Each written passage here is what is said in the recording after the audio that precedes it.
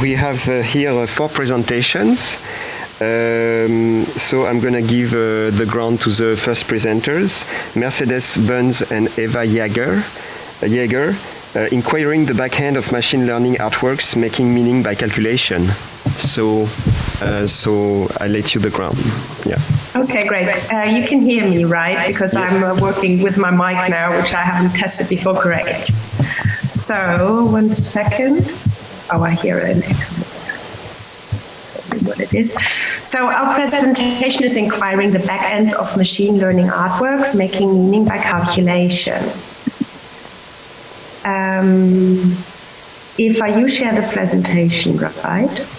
I am. I'm just figuring out how to do that. I saw it a second ago.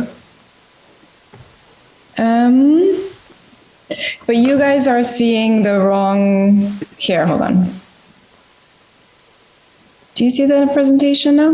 No, we see you at the moment.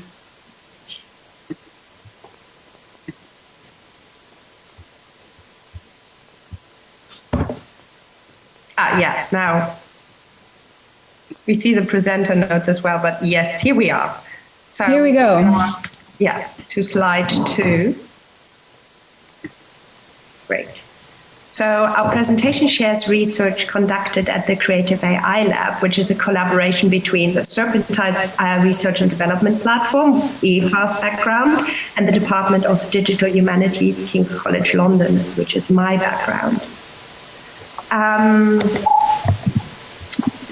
The aim of the Creative AI Lab is to surface particular ways in which artists make use of machine learning in order to create models for engagement with these new technologies.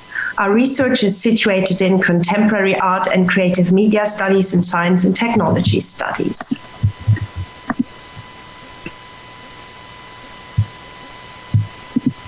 You're on mute. Can you hear me now? Great. So the first thing that we did when we started the lab is create a database of creative AI tools, resources, and courses that could be made available to the artistic community and those adjacent to it. And you can find more resources on creativeai.org. We've also been experimenting with turning our research into all kinds of public activity, including commissioning artists and writers and researchers to contribute to the database.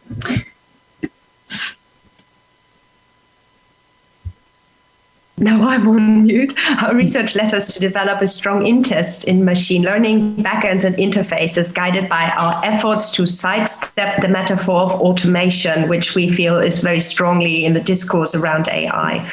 We believe that artistic work and art institutions can be central to allow for a different understanding for AI. And we're guided here by the work of Joanna Zielinska, who wrote the book AI Art, Machine Visions, and Warped Dreams, and asked the question, can computers be creative? And she said it's misguided. She said art has always been technical and thus to some extent also artificially intelligent. But we also work with other theoreticians, most foremost with Christian Andersen and Søren Polt. They wrote a book, The Meta Interface, and this book situates the interface as follows, and that influences us very much.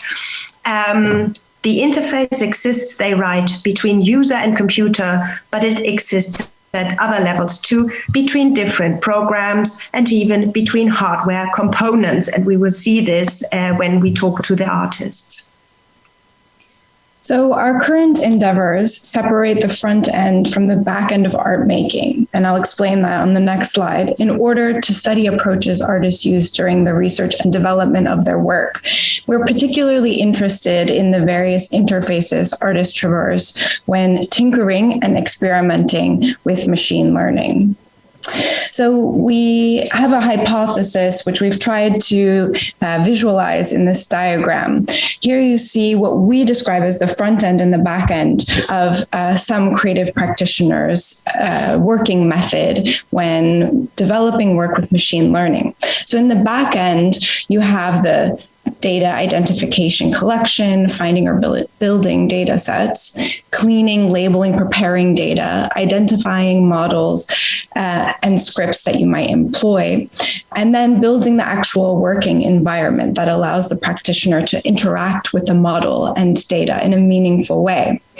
And then the testing, the sort of iterative outputs that come during that process. And it's that feedback cycle right in where you see the green arrow that we call the interface layer. And it's what we're interested in and what we propose is the actual site of art making with machine learning today. In the front end, of course, are things like a project shown as part of an exhibition or a presentation, but there's another front end that we see particularly with artists who work in this area, which is alternative outputs that include software and also research.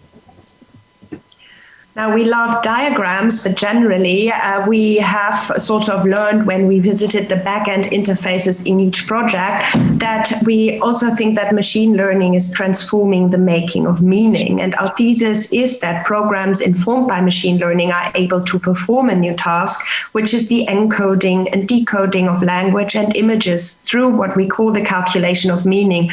And I once wrote a text about it, which you can see in Culture, Theory, and Society. And here is a diagram, another diagram we like, which we are very much influenced by. It's by Stuart Hall.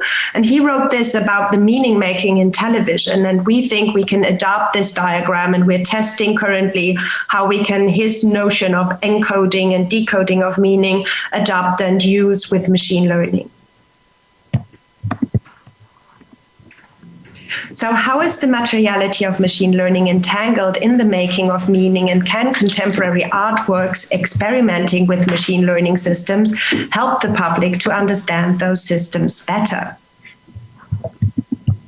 Our current research explores this question by looking at the artistic approaches of various artists, among them Rafiq Anadol, Adam Harvey, Wiley Shih, Alison Parrish, with whom we've conducted interviews and also virtual studio visits. So we'll start with a couple case studies, which we hope will reveal that kind of feedback loop we described in the initial diagram. So let's start with Rafiq Anadol. Anadol experiments with materializing and dramatizing data through immersive environments and moving sculptures. In our interview with Anadol, he explained that his projects are realized by large teams, including two experts programming data and machine learning with him. Anadol's research capabilities and experiments are housed in a separate studio, and also he has therefore a separate website which is devoted specifically to making a lot of the research that they work on totally available to the public and his research communities. And then the final works are shown on his personal artistic website. Anadol also works really closely with key partners in the field, such as NVIDIA, and he stands out as someone who's built a lot of in-house capabilities and can offer and has access to expensive computational power and graphics processing power, and also the newest and often unreleased tech entrusted to him, often by those tech companies like NVIDIA, for experimentation. We are really interested in unseen tools that exist within the studio. And when we spoke to Rafiq, he showed us something he calls the latent space visualizer. This is built to navigate the data for his projects. This tool, built on a Tisney, is used to visualize and understand high-dimensional data sets. And it creates clusters or neighbor groups around certain images and traits that allow one to move visually through what he describes as a data universe. And here you see a short video.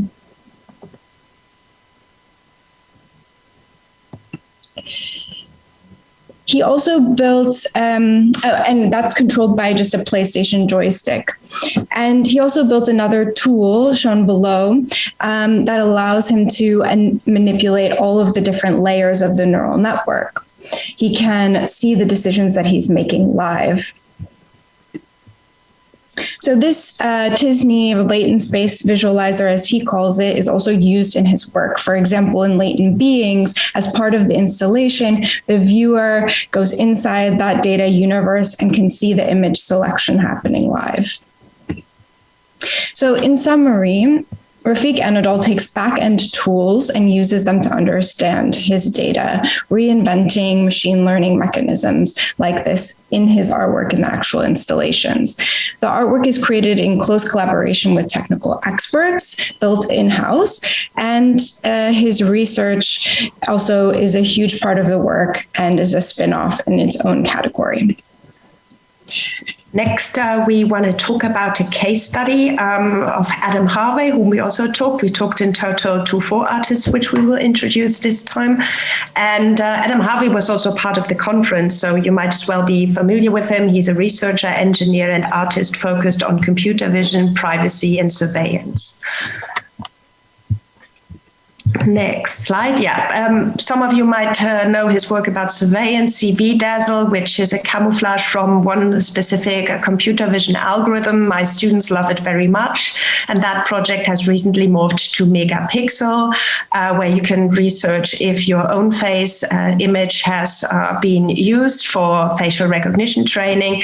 And the project we're going to talk today is VFrame.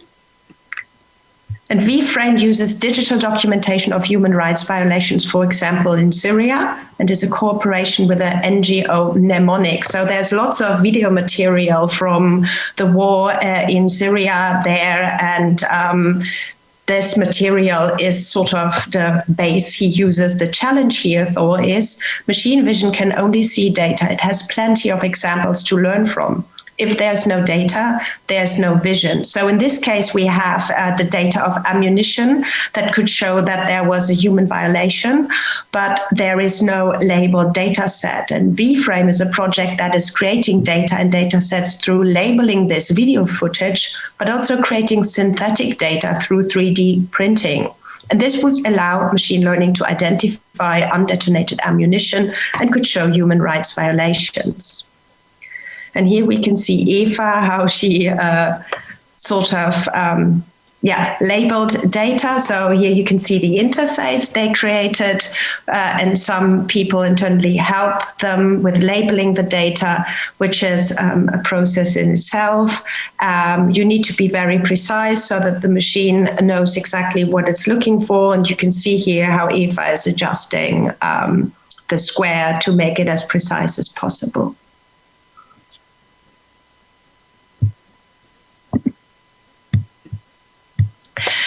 When we spoke to him, and this is a note from the unrecorded interview, he said a lot of the work in developing a neural network models is that you often don't know if it will work until it works. You just have to try things and learn as you go.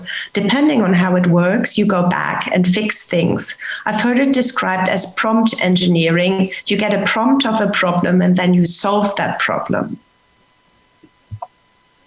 Harvey folds, and that he said to us, and I really like this metaphor of the visual energy, and he said it folds the visual energy of a neural network back to reality in order to intervene. To create with artificial intelligence, you have to create data, he said. It does matter what the algorithms can do. Artists have a role in shaping and sculpting the data. So this is a very different project than Rafiq Anadol's, but in VFrame, Harvey allows machine learning systems to see by creating data. The project turns the normal creative process on its head, not creating through AI, but creating for AI, allowing machine vision to function.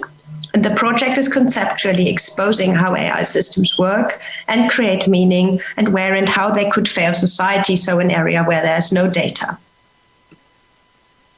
Harvey focuses on backends machine mechanisms. His work exposes the inner workings of these systems conceptually. In this case, the artist is the engineer working in close collaboration with other artists. And again, we find research being a core element. And here, in this case, it's helping human rights projects.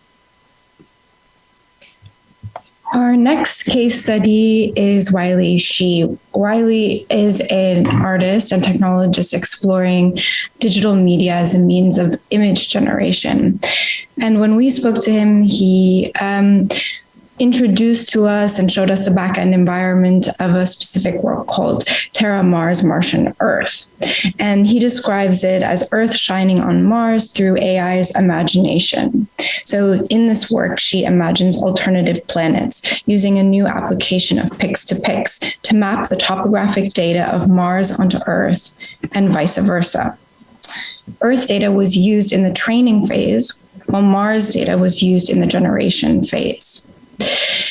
He said to us, I realized again is just mapping from one domain to the other. And what's most interesting and most surprising to him, how about mapping Earth onto Mars? And this came from the idea that often Mars seems very alien to us. And what if we used the topography of home? Here are some sample results demonstrating the training process of the Terra Mars generation, which he went through 76 generations, and each of them took from a few hours to up to a few days. He said to us, a successful neural network model is a result of a lengthy interpretation of architecture refactoring, data wrangling, hyperparameter tweaking, and model retraining, which is absolutely true. So he went from this first iteration, which you can see the tiles are very distinct. There's no sort of weaving together to create a smooth manipulation of a texture. So in this process, she was led to discover new research for a process of texture synthesis and batch normalization. And here we see the development from this sort of default to his optimized model. All the images that I showed actually come from a paper that she wrote about this process of using the batch normalization in the back end of his work. And it was eventually published in the Art and Technology journal, Leonardo. It's interesting for us to see how she works in the back end of machine learning systems to create new visualizations directly through Python, where he organizes all of his work. He's also a technologist, so he's working within the engineering community and learning from it. So going through these academic papers to understand the kind of new cutting edge way of dealing with the problems that he faced with the tiling.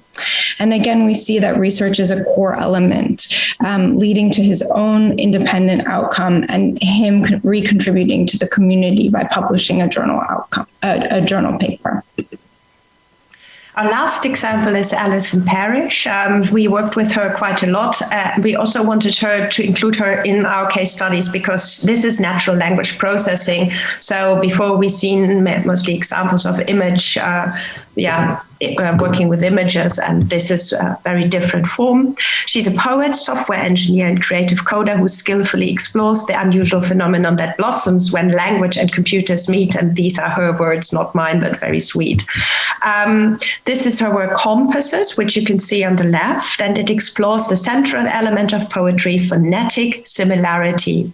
She works on this aspect by creating a machine learning model that has two parts, a speller, which spells words based on how they sound, and a sound out, which sounds how words are based on how they're spelled. The model then generates new imaginary words, which you can see here on the left. Here, the artist's role is very collaborative. She's using platforms that are key to the open source community, GitHub, and so on. In this way, all encoding processes are viewable and editable. On the Pinslake GitHub, one of her projects, for example, we can see that Alison received and accepted an edit for a definition of the calculation of rhyming within the code. And rhyming for a poet is very central. So we found that was quite an interesting example. Parrish, to summarize this, explores aspects of language through machine learning systems. Again, the artist is a technologist working within the engineering community, collaboratively sharing her work. The computational research is collaborative, open source, and shared in GitHub, including tutorials. Also, she uses computation to research language. Our research shows that the moment of creation is not being automated. Machine learning systems do not replace artistic practice. Instead, artistic practice is setting up the machine learning systems, choosing and feeding the right data, and also its handling, often through very iterative testing or playful tinkering. Artists create through tinkering, as we're calling it, with these backends, and they expose as well as advancing the inner work of those systems. So here we have our diagram again. The work happens through adjusting mechanisms of machine learning systems, or prompt engineering, how Harvey called it. By experimenting with data sets and their calculation, artists address this very same space as the computer science communities, but taking different turns along the way. Technical research outcomes accompany the artistic exploration with research supporting the artwork, while at the same time becoming its own independent output in the form of informing tech companies, as we could see by Rafik Anadol, in form of data sets, as we could see by Harvey, of code, as we can see by Alison Parrish, or papers, as we saw with She. And that's it for today. We look forward to your questions and hope to have shown you that collaboration in machine learning is as important as a verb as automation. Okay, thank you very much for your very stimulating presentation. So we have 1 minute for the people to write questions into the online, and we will take this question at the end of the 4 presentations. And in the meantime, if somebody in the room or on has a question, yeah? Yeah?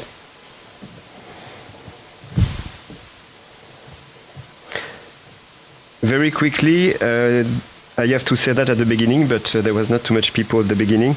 This session is being recorded and will be available to registered Art Machine 2 attendees until the 50th of September 2021 at the conference website. It will not be accessible to the public for online participants. If you do not wish to be recorded, please exit the session or turn off your microphone and camera. But I think everybody turned off the camera, so it's a bit, Question? Thank you very much for the presentation. As a fellow lover of diagrams, I like the diagram that you made of the artistic process. And I'm wondering whether you have looked at this diagram of artistic process in relations to an art-making process which is not digitally based. That is excellent. No, we just started. Sorry, I hear myself twice, so I'm a bit confused by the machines. But it's an excellent idea to do that. As I said, we are very guided by Joanna Zielinska, and we think that technology has always been a very creative core part in making art. And it would be quite interesting to see where it comes different. I mean, one thing that we directly were thinking is that here the backend might be, is the backend something new, or was the backend work that was tested in the studio and now and has then brought out in the exhibition room and is, so to speak, the backend a new studio? And that is something that we test. We clearly think that there's a relation to art making before. So your suggestion is very welcome, and we will definitely look into that. Yeah, I agree. I think it's really interesting to think about the methodologies of, also non-digital practices in that form. And I also think what's great about the way that the different artists that we've interviewed work is that I think we could create visual sort of diagram for each artistic practice and compare them, because, there isn't a universal methodology, which is what I think makes this field so interesting, and the way that artists are specifically working with machine learning so interesting. Thank you very much. So we will come back at your presentation for the questions at the end of the 4 presentation. Thank you very much for your presentation. And now we're gonna hear Dejan Grba, Information Particles, Tracing the Ambiguities of the Creative AI.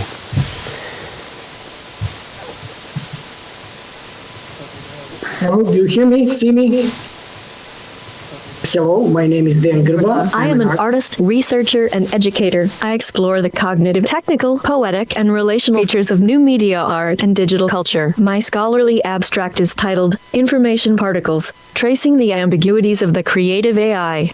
It is a summary of the paper, Brittle Opacity, Ambiguities of the Creative AI, which I will present at the XCOAX conference in July.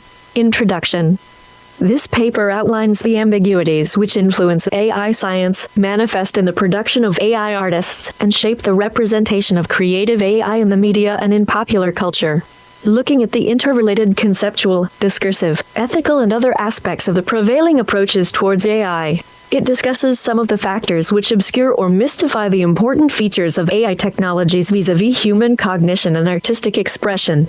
Inspired by broadly defined concepts of intelligence found in living beings, the research in AI has been targeting high-level cognitive functionality, which includes the expressions of human intelligence in artistic creativity.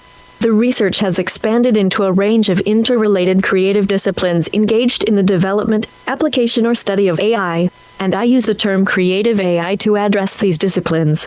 Since 2009, artists have been increasingly exploring the AI systems. Their work contributes in different ways to the creative AI and shares both the advantages and shortcomings of the field, with the aim to expand the existing critical consideration of the creative AI's ambiguities. I address them from the interrelated perspectives of new media art, mainstream contemporary art, and cultural sector, focusing on the poetic and expressive aspects of experimental AI art concepts. AI science has been entangled with various epistemic uncertainties, conceptual challenges, and terminological issues, most notably the mutual non-exclusivity between the symbolic models of machine learning, based on logical rules, and the sub-symbolic models, based on statistical methods, often proves difficult to control. This is compounded by the incoherent consideration of human cognitive abilities.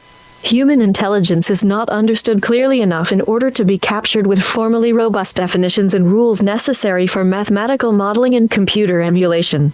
Intelligence is integral to human nature, a complex set of often conflicted cognitive faculties, which have been evolving within the material and social reality of our species.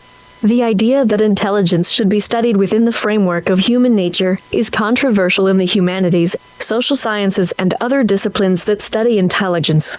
It is also underappreciated in many domains of AI research, which affects both the cognitive abilities of AI systems and their ethical applications. Many concepts of AI in the research community have been influenced by science fiction literature and cinema.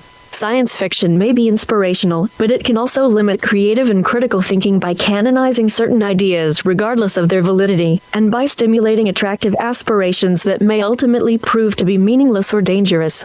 The conceptual scope of AI art derives from algorithmic and generative art, and is primarily, but not exclusively, informed by exploring and representing the phenomenology of ML systems. For example, the AI artists which conceptualize the phenomena external to machine learning include Ben Bogert, who analyzes the narrative and formal logic of popular cinema, Benedict Gross and Joey Lee, who explore the semiotics of architectural shapes in satellite imagery, Ross Goodwin, who uses language hacking to disrupt cinematic and literary stereotypes, Libby Haney, who revisits the mediated pop cultural and political conventions through deepfakes, Naotakui, and Shin Sang-bak Kim Yong-gun, who create conceptually strong and formally economical, interactive installations based on various experiential topics. Anthropomorphism.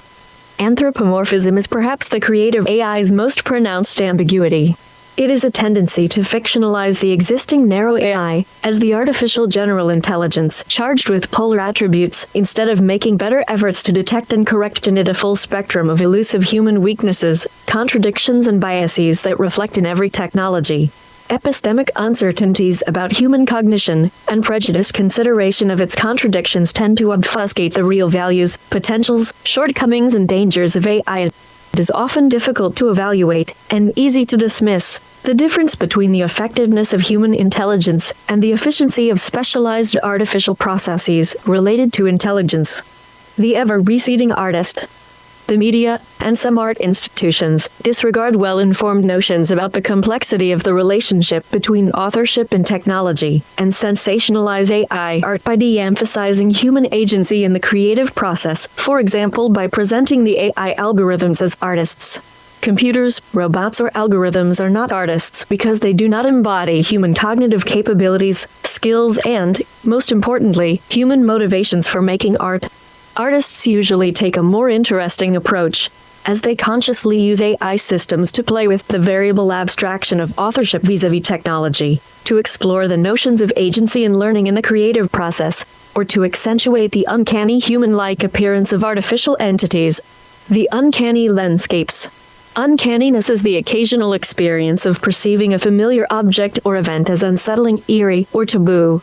It can be triggered in close interaction with AI-driven imitations of human physical or behavioral patterns. Some artists approach it implicitly, for example by extracting human-like meaningfulness from machinic textual conversation or by eluding the intimate familiarity of human body. AI artworks based on deepfakes approach uncanniness explicitly by either disrupting or accentuating the formal persuasiveness of statistically rendered human visuals. The exploration of uncanniness is also related to hybrid artifactual or glitchy aesthetics, which can be achieved by extracting the abstract visual representations of data in the inner layers of deep learning architectures. Biases. Building classification models for subsymbolic, statistically based ML systems require large datasets of annotated media. However, these ML systems lack the objective reasoning criteria, which leads to the translation of sociopolitical biases, prejudices, and misconceptions from the human decisions used for model development into the machine-learned behavior. Notwithstanding the issues of detecting, removing, or preventing the various biases in AI systems, there is a deficit of individual biases and creative idiosyncrasies among the AI artists, which could spice up their projects into more provocative or inspiring experiences. Ethics. Disparate notions of the principles for ethical AI make it difficult to establish widely acceptable criteria and to implement them consistently for evaluation, selection, and decision-making. That is because ethical principles are fuzzy categories which comply to generalized human interests in the form of Gaussian distribution. Throughout history, they have been manipulated by the ignorant or patronizing assumptions that human interests are compatible and homogeneous. For example, fairness is essentially defined by a set of rational or perceived interests, but these interests vary between individuals and groups in different contexts and conditions. Individual self-interest, which can be pragmatically or unintentionally short-sighted, contradictory, self-deceptive, deceitful, or inconsiderate, has a decisive impact on shaping our values, goals, and actions. In order to solve the problem of aligning values and goals between humans and AI systems, we need to find the way to align values and interests between humans. This will require addressing our evolutionarily driven sociosexual competitiveness and reconsidering the roles and consequences of ambition as a major factor of human creativity. Discourses.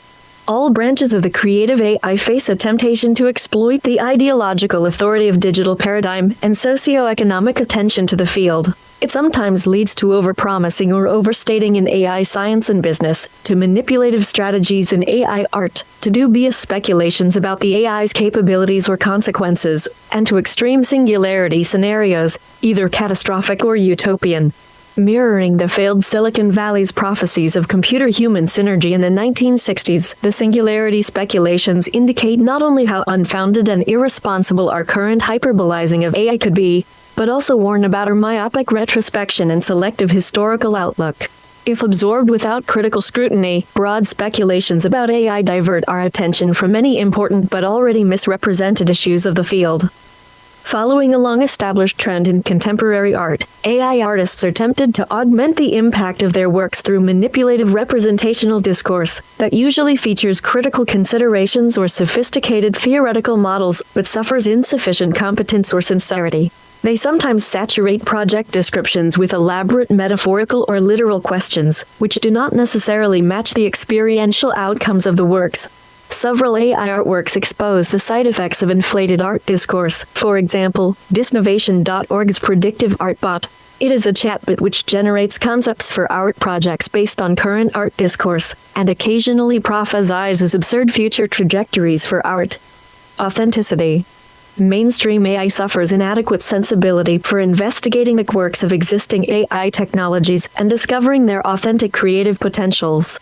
Its emphasis on mimicking human cognition in lieu of discovering new technical models of intelligence is chiefly influenced by the lack of knowledge about human cognition and directed by commercial interests which tend to collapse promising research ideas into conventional business practices. Similarly, the poetic range of contemporary AI art is relatively modest compared to other areas of new media art. Most notably, it is deficient in projects that use AI as a means to actualize well-defined conceptual platforms that meaningfully and effectively address broader perspectives of human existence.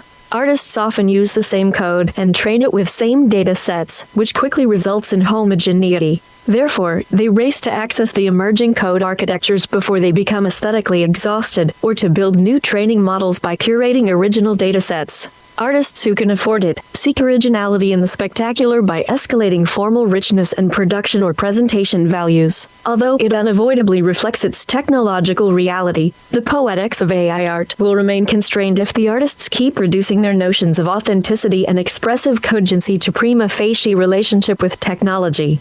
They might benefit by a more general recognition that, in principle, the improved functionality of AI systems emancipates human intelligence and creativity. Additionally, high technical demands and fast competitive pace of producing AI art in current circumstances drain the artist's extra energy that comes from idleness and frivolity, but often provides an invaluable touch of dirt, which combines with experimentation, hard work, knowledge, idiosyncrasies, serendipity, luck, and other decisive poetic factors. The art of AI art faces the intricacy, sophistication, and consequentiality of the creative work in computer science, robotics, and other related fields, which sometimes acquires artistic overtones. For example, in a 2-year experiment, randomized living, former Google employee Max Hawkins organized his life according to the dictative recommendation algorithms. He designed a series of apps which shaped his agenda by randomized suggestions based on the online data, such as a city where he would live for about a month, places to go, people to meet, and things to do. Randomized living qualifies as a strong work of cybernetic existentialism, the art of conceiving a responsive and evolving cybernetic system in order to express deep, existential concerns. Entanglements. Similar to other media art practices, the technological entanglements of the successful AI artworks are not mere byproducts or trade-offs, but are consciously integrated to serve as conceptual, tactical, and existential features of digital culture. They engage the socio-political consequences of ephemerality and address the fragility of information technologies by emphasizing their transitory character. The performative intricacies of technological entanglement are essential for experiencing the poetic identity of these artworks, so it is difficult to preserve or recreate them without proper functionality of all their interdependent layers. However, their contingency and emergent character render the long-term preservation less relevant than timely and appropriate facilitation of these artworks within contemporary culture and education. Dangerous liaisons. Since the 1960s, experimental new media art has had an ambiguous relationship with mainstream contemporary art and, despite few intermittent types, remains both marginalized and exploited by it. The MCA's selection criteria, operations, and discourses are substantially market-driven, so its surge of interest in AI art and crypto art relates more to the commercial authorities of AI and blockchain than to problematizing and reimagining our relationship with digital technologies. Seeking career advantages of institutional support, experimental AI artists are tempted to compromise some of the defining features of their art making in order to accommodate the MCA's requirements for scarcity, commercial viability, and ownership. This may bear a high cost to creativity and critical edge which distinguish most experimental art. Competent AI artists are well aware of the creative AI's subtleties and often explore them directly, so they should be expected not to accede to the MCA's streamlining of AI art. However, soon after Christie's infamous sale of the portrait of Edmund Bellamy, Sotheby's chose Mario Klingemann's Memories of Passers-by No. 1 for their debut with AI art. Klingemann's work is technically and formally superior, but it also conforms to the MCA's demands by imposing material components which are conceptually and aesthetically redundant. Its limited edition set is protected by Bitcoin-based certification of authenticity, which could be considered as a more suitable, although in principle no less objectionable option for enforcing scarcity and ownership. Within the context, blockchain crypto products such as the NFT have been readily adopted and made profitable by the MCA market. The MCA's commodification of the potentially avant-garde practices such as AI art may be understood from the aspect of commercial interests, but its conservatism diminishes the value of artistic knowledge in its capacity for change. It degrades our mentality and deprives our cultural heritage by enforcing arbitrary disproportion of visibility and relevance on different artworks. In a wider perspective, the MCA's capitalization of our primitive notions of possession and ownership, based on our pragmatically constrained perception of existence and time, is unethical, because it nourishes false intuitions about our special place in the universe. Deep else. Current conceptual, technical, and representational issues of the creative AI have a wide-ranging impact on science, technology, economy, politics, and social relations.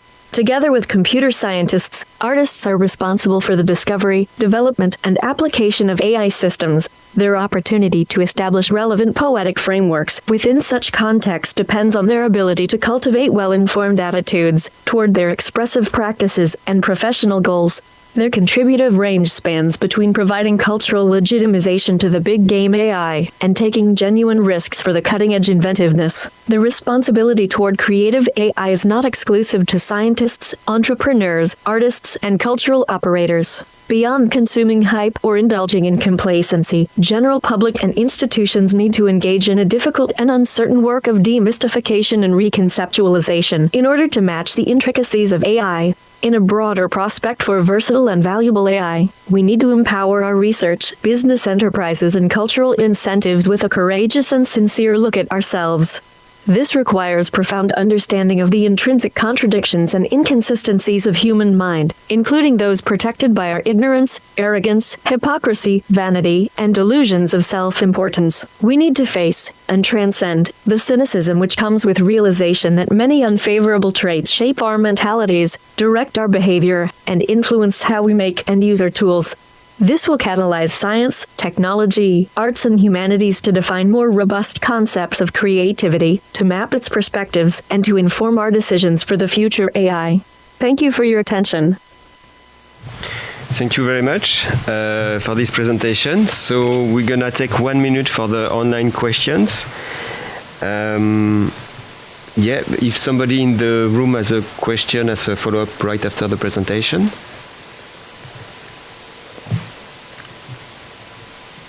Okay, so let's have this minute of questions.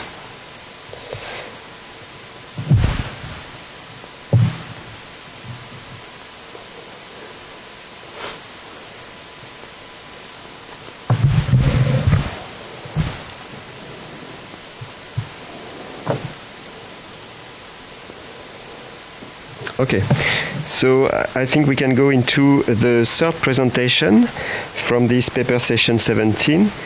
This is a presentation by Kwan Q Li, and it's called The Interpretation of Deep Dreams.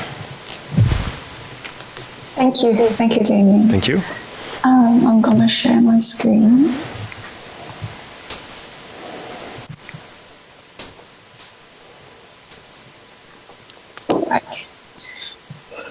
You can see my screen well, right? Yes.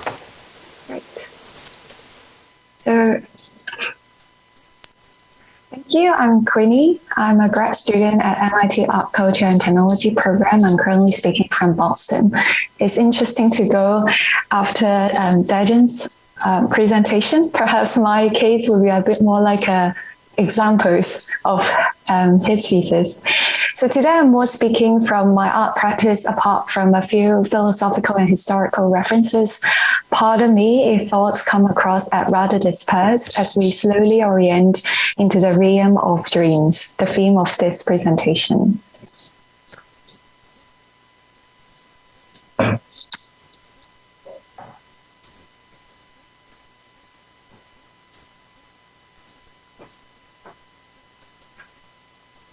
I want to remember the face, that particular face. I make an effort and I produce a certain image consciousness. The object is very imperfectly attained. Some details are lacking, others are suspect, and the whole is rather blurred. There is a certain feeling of sympathy and charm, which I wanted to restore to this face and which did not return. I do not renounce my project. I get up and I take a photograph from a drawer. It is an excellent portrait.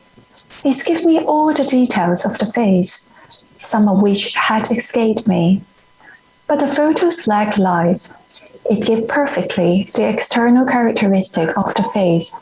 It does not capture the expression. Fortunately, I possess a caricature that the skillful artist made of him. This time, the relations between the part of the face are deliberately etc. Nevertheless, something that was lacking in the photograph, life, expression, is clearly manifest in the drawing. I regain the person.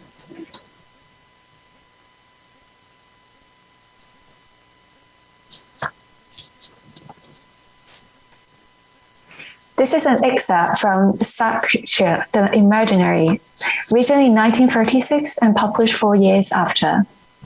Sartre wrote that different attitudes of consciousness, those of imaging and of perception, together constitute the imaginative experience. It is always a quasi-observation, imbued with knowledge and affective response. Nothing other than a relation, image, as a product of an act of consciousness instead of an inert trace, aims in its corporeality at an absence of non-existent object, a negation of the real, through a physical or psychic content that is given not as itself, but in the capacity of analogical representative of the object aimed at. In this presentation, I'm interested in exploring how these relationships alter with the arise of generative images, also known as synthetic images. Synthetic, to be understood as a contrast to authentic. Images generated by artificial intelligence does not carry a singular and realistic analogion. But the term synthetic is also used to denote a collective act. To Sartre, the act of consciousness is a synthetic act of the representative element and the knowledge component. But generative images are distinct. Instead of pointing to an absence of an object, it is not made from any reference to a singular entity, even including non-existence. A generative image is far from an engraving, a caricature, nor mental image. To start with, the computer neural network learns to read thousands or millions of images in a dataset through a string of mathematical functions including detection, classification, identification, and such. What they subsequently reproduce are formal patterns and pure orders. In great resonance with Sartre, Roland Barthes saw the photograph as a kind of absent present, holding subjective significance but not an absolute truth. In generative images, however, subjectivity are not intended, where at least today, the art of machine learning is largely centered at the myth, a communal consensus of a fabricated truth and its biased proximity to reality. Through the thesis Imaginary, Sartre constructed a solid foundation for his most profound existentialism, the relationship between consciousness, being for itself, and the nothingness it generates, being in itself. In his own words, the world of images is the world that nothing happens. In response, our imaging consciousness approximates, so allowing room for an agency of freedom. Computers, however, extrapolate. The result is a crisis of reduction that has implications beyond aesthetic and linguistic realities.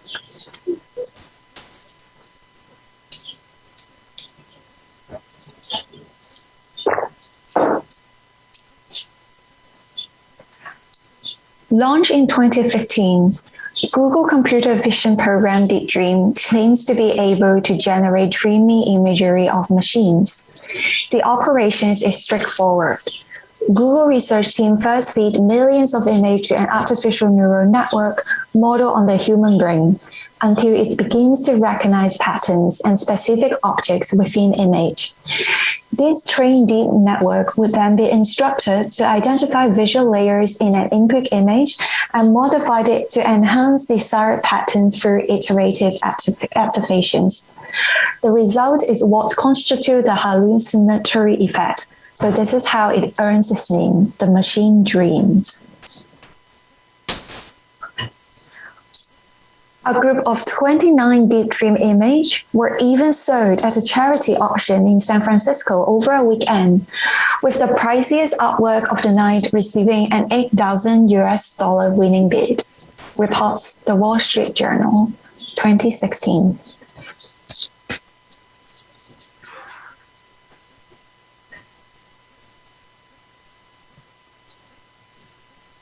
Despite its name, the program is nothing more than an instructive operation, a linguistic appropriation that exploits its face value, yet disregard what dreams have long offered to us.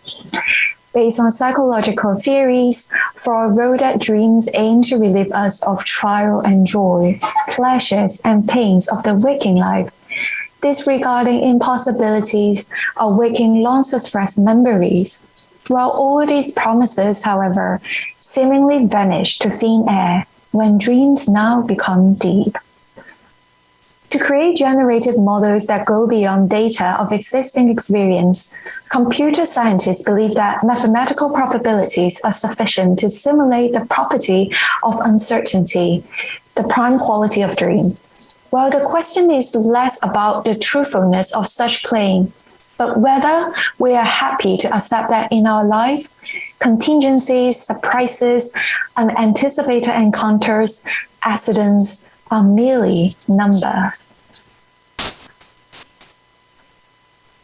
Not to mention the political and legal complexity associated with the liminality of dreams.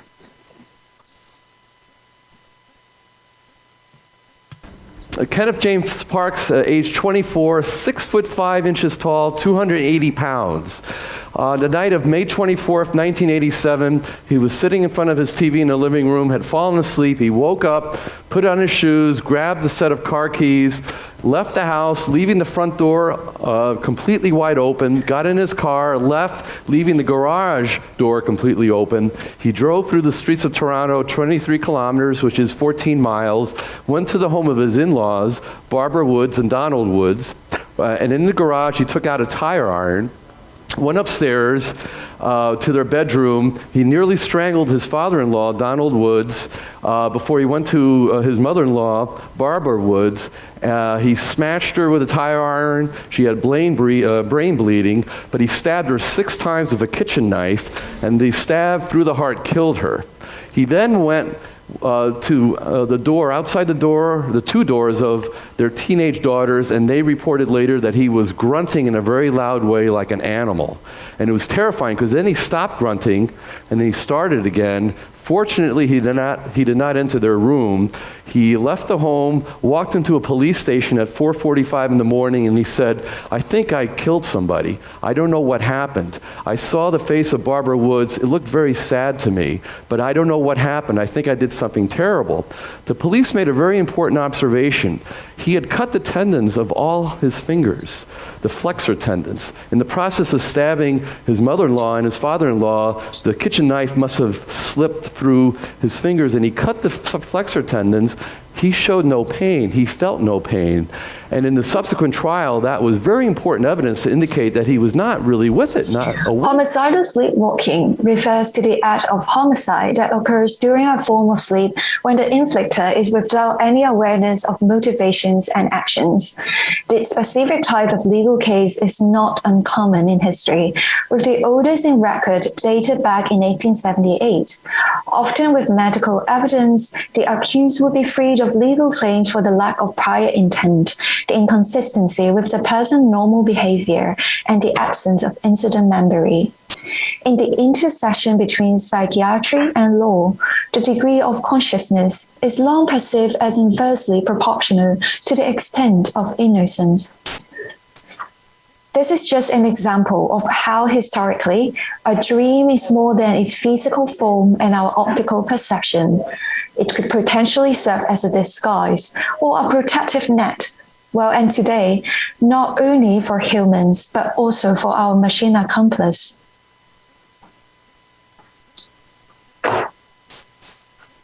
One may call the over-processed aesthetic of Deep Dream a mistake, while Google engineer Alexander Morfenstein resorted to poetics and called the unwanted the machine dreams.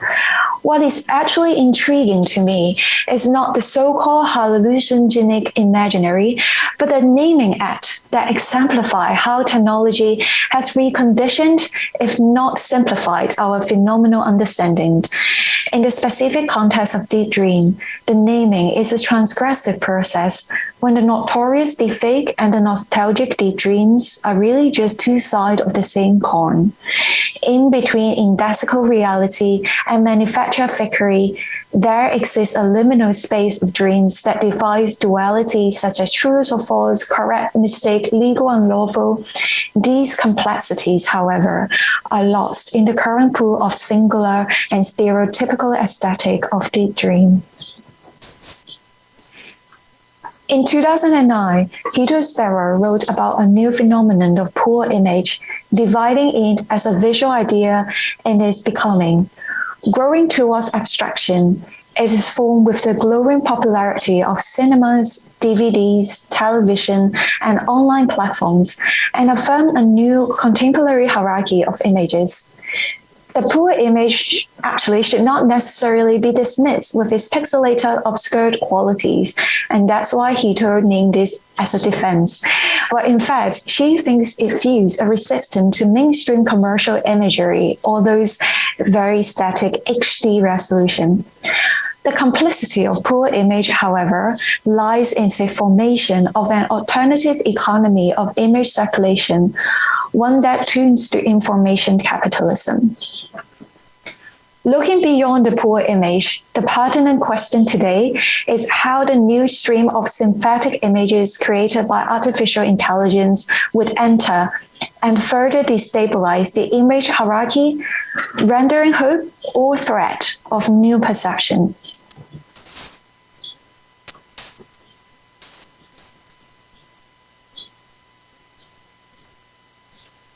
Here I'm thinking about Flusser, who wrote about a crisis of linearity in the late 80s, addressing a transition from one-dimensional code to zero-dimensional code, when text at that time has been largely overwhelmed by digital images.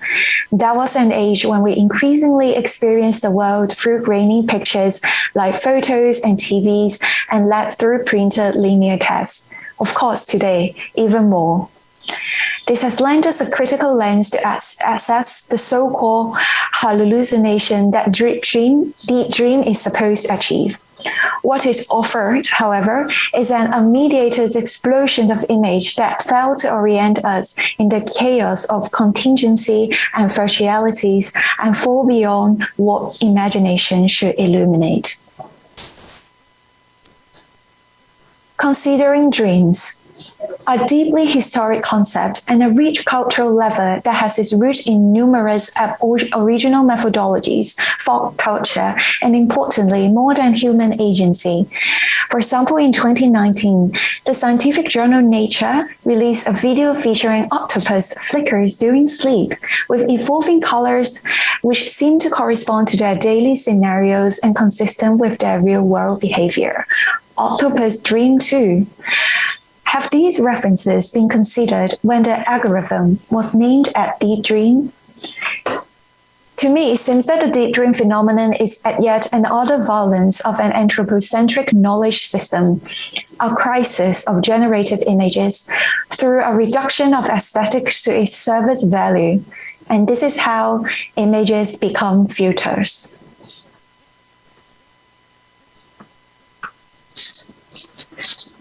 At the last few minutes, I would like to refer back to a current work that is at the Art Gallery Constructing Contest of this conference.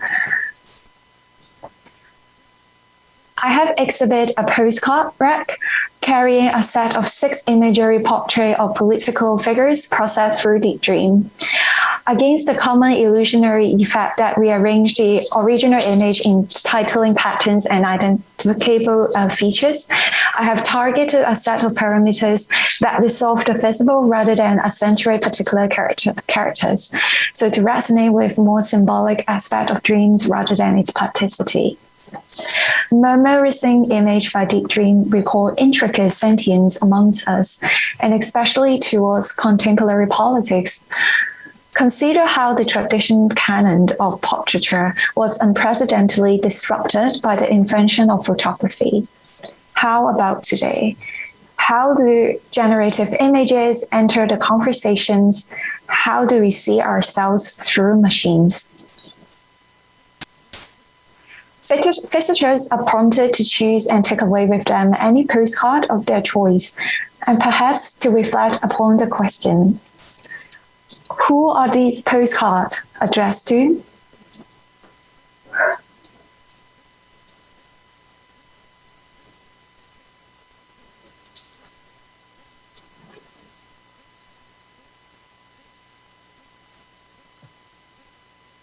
There are two types of citizens in your room, ones who fell to sleep, ones who fall into dreams. The former survive sleepless nights, bracing themselves for unsettling wave of police siren and chanting crowds. Unsettling minds at last dissolve into the all too familiar rotating red blue lighting that illuminated the black void above. The artificial shades in the sky recall moments of flickering monitors captured via a camera lens, translational errors when one attempts to document a collective reality glitch, a manufactured deepfake. But more have become the latter.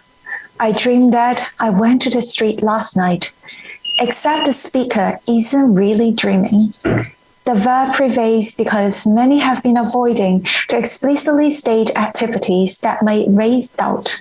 Mundanely, perceivably, conversations vanish. Today, what remains in the air is just an inaudible piecemeal of rumors and sleep talking. Well, yet, perhaps free speech has at least found its refuge in a dreamy subconscious domain. God bless the insomniacs.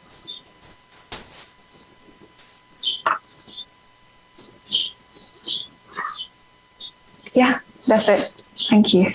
Very much. Thank you very much for a very stimulating presentation. Yeah. And so we're gonna let 1 minute for the questions online. If somebody in the room wants to ask a quick question.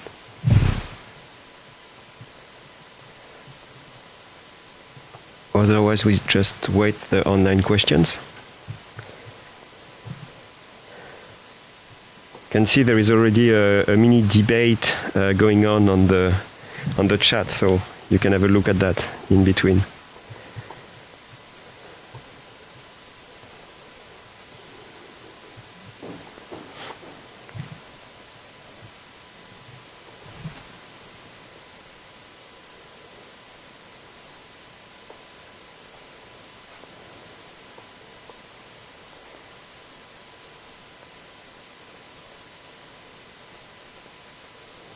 Okay, so let's go toward the last presentation by Joy Ju,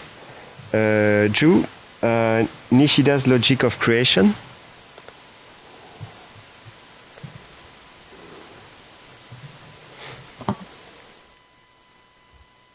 Nishida's Logic of Creation.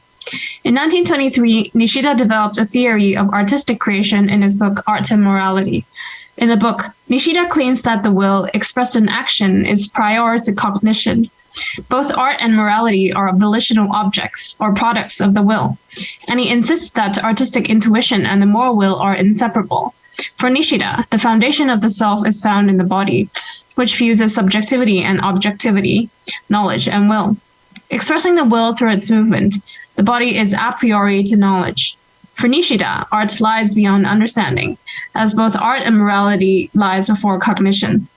Taking his point further, Nishida suggests that artistic imagination precedes moral development.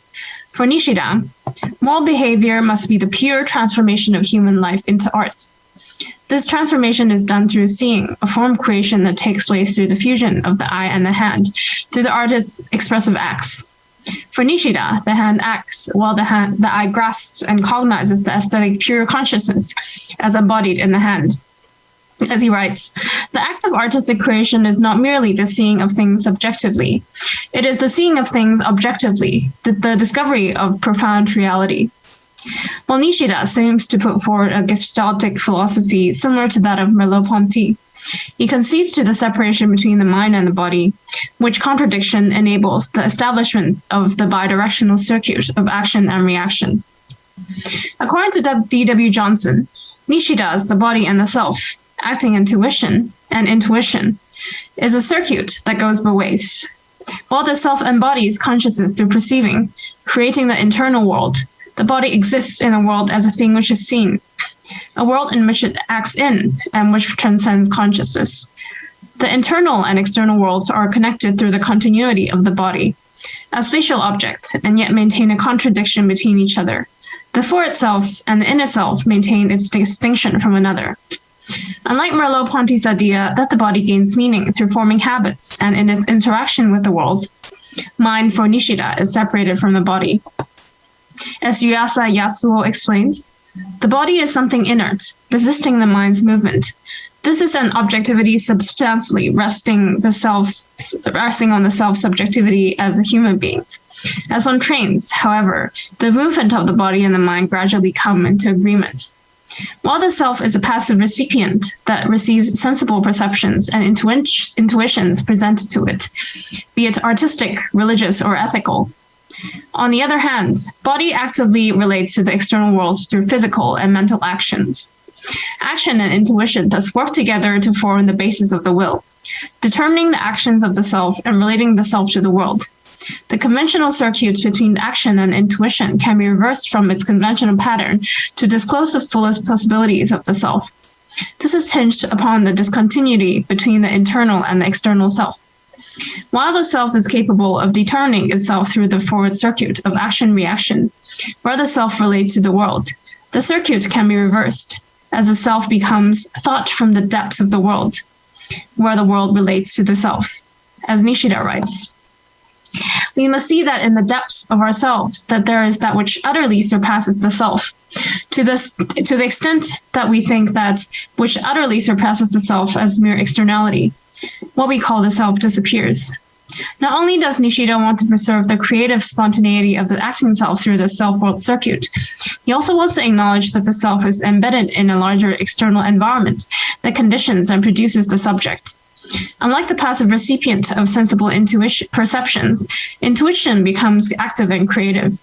Like a painter or musician that has already mastered a piece of music or artistic skills, they actively perceive and engage with that changing situation which they find themselves in, integrating it into their work. As they act, a self-forgetting takes place as they're being acted upon the world.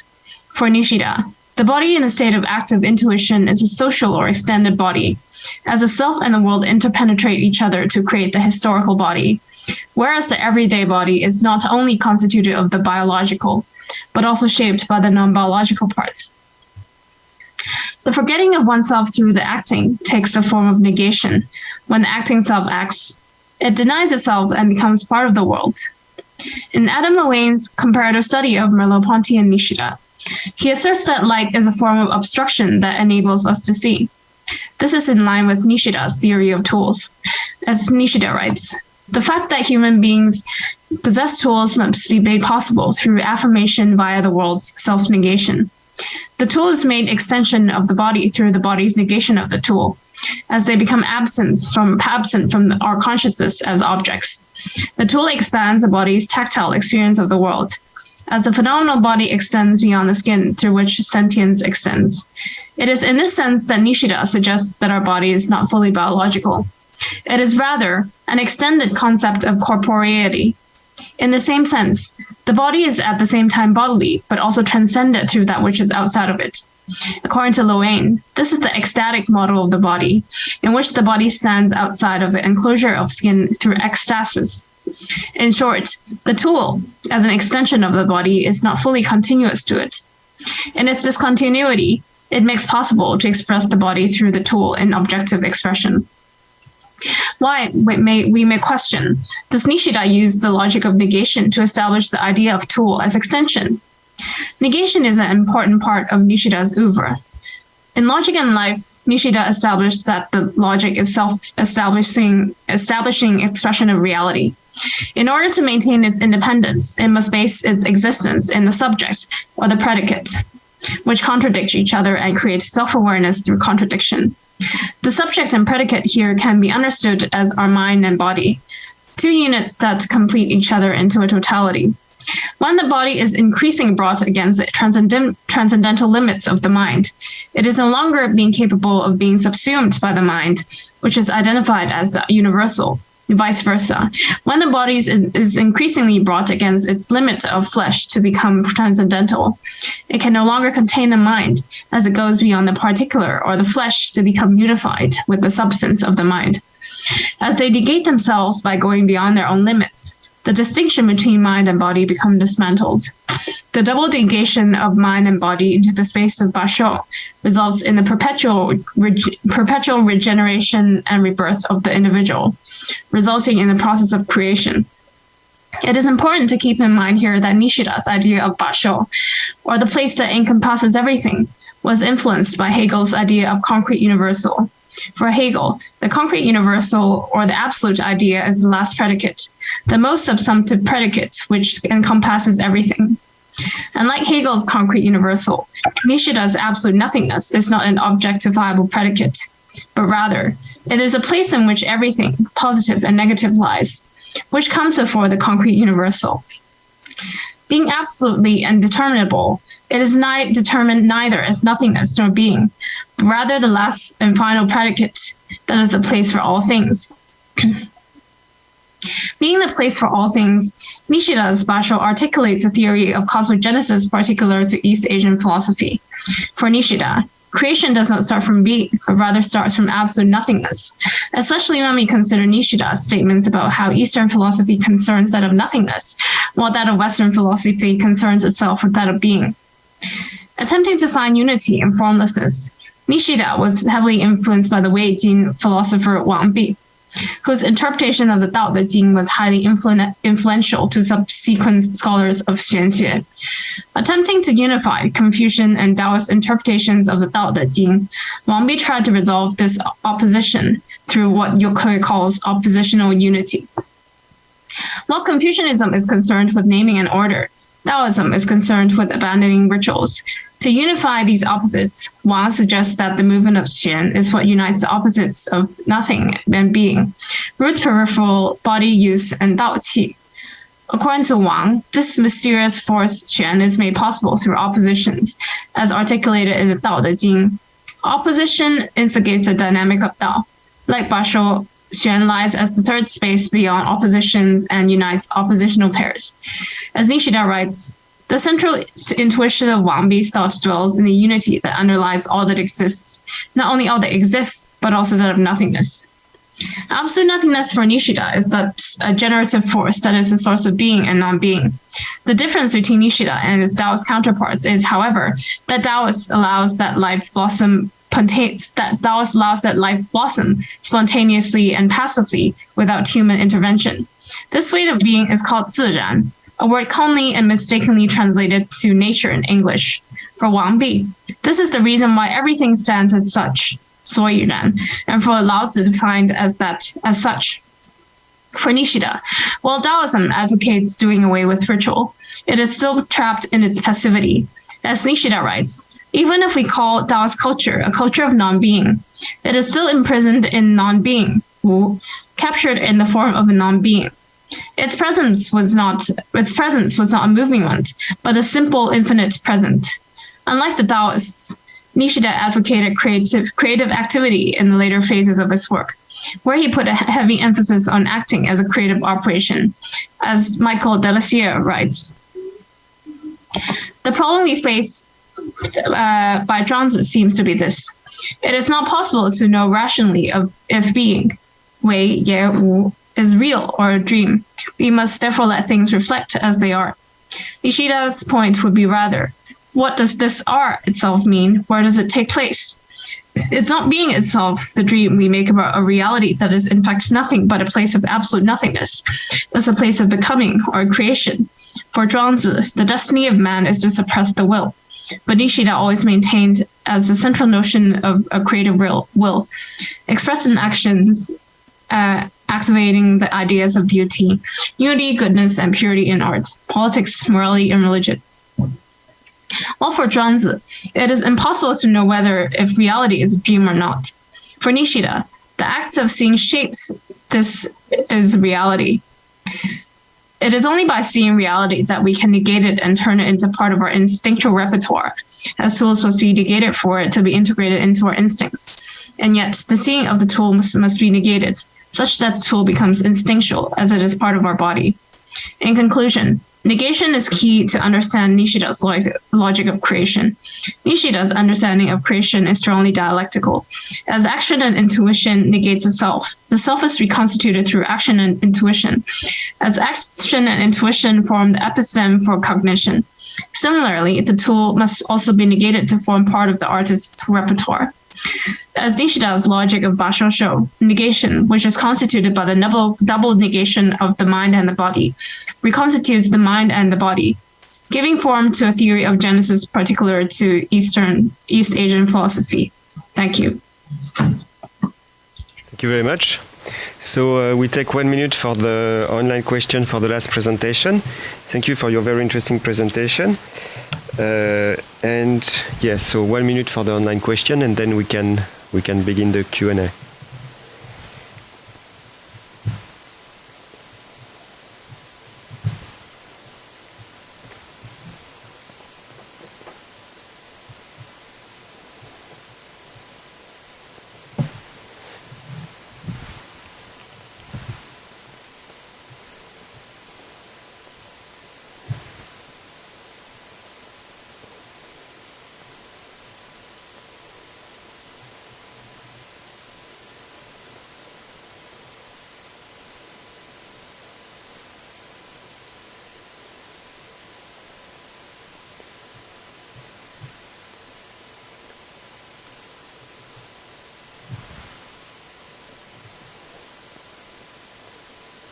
Okay, so yeah, I think we are very good. So, is there any question in the audience? Yeah, it's a bit late in Hong Kong, so we have not so many people. So I'm gonna go with. Okay, so I've read the online questions.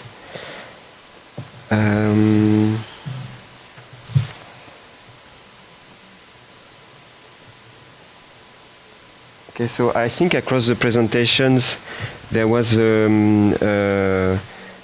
especially in the first presentation and the last presentation, there was this, but also in the others, there was the obvious question of the tools used by artists. And Mercedes, Bunz, and Eva Jäger, you conceive these tools as front end and back end. Sorry. And in the last presentation of Joy Chu, it was the idea of the negation of the tools that is quite interesting in the philosophy of Nishida. So maybe the three of you and the other also can a bit expand on that.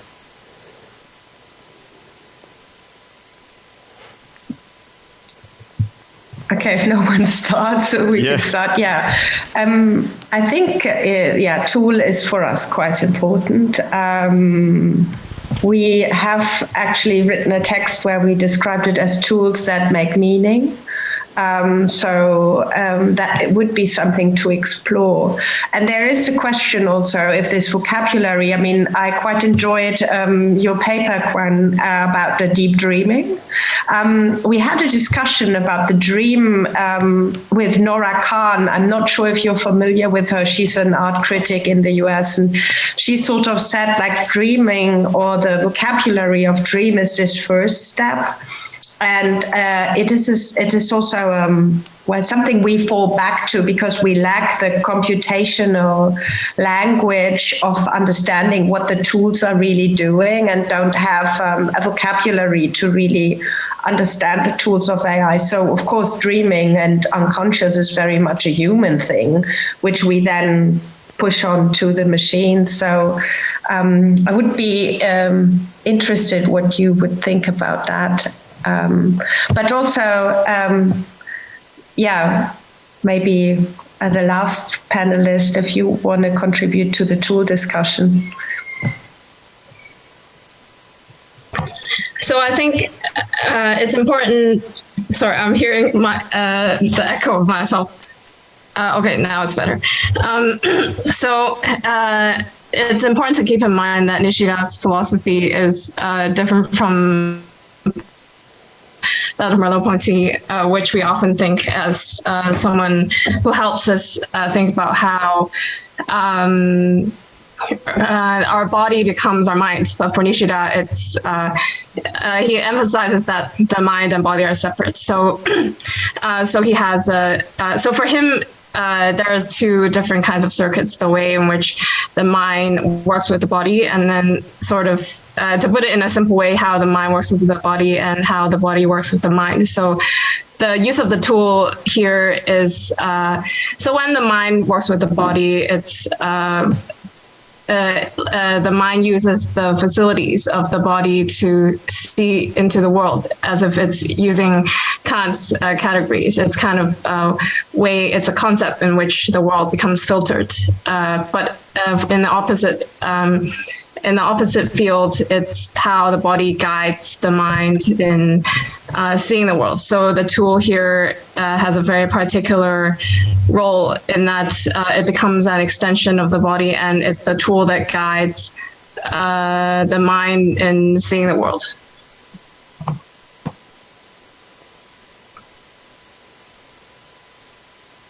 Okay. So maybe I can a bit expand.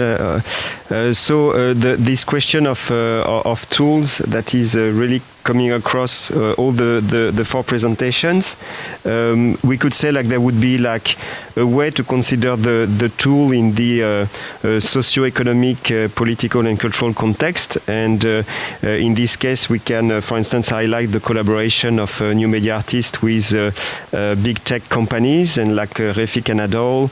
And we can also think tools in a more we can think of them as the kind of a stack in a critical theory approach. So as some interface that obfuscate the relation we can have with the world.